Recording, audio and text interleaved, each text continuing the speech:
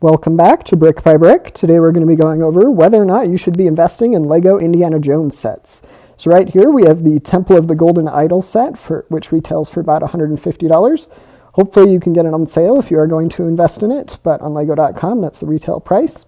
Many of these LEGO Indiana Jones sets end up being really great investments, and we have the opportunity to invest in these sets again now that some newer LEGO Indiana Jones sets have come out.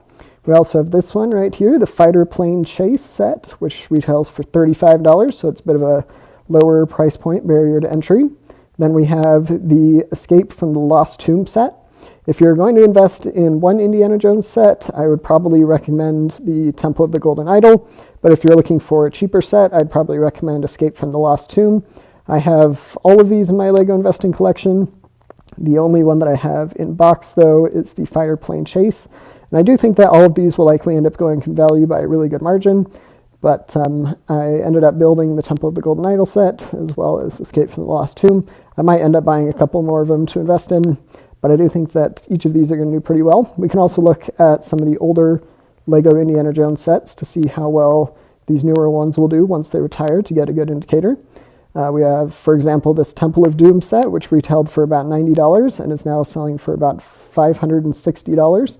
So you had a 521.8% return on investment, which is pretty great since 2009. There's a couple other here. We're not going to be going through all of them, but as you can see, they generally have a really good return on investment. This $20 set, the Cemetery Battle set right here, retailed for $20 and is now worth about $170, which is pretty impressive. You have this Ambush in Cairo set, which retails for $11, but is now selling for about $100, which is pretty impressive. And so generally, many of these LEGO Indiana Jones sets go up in value by a really good margin.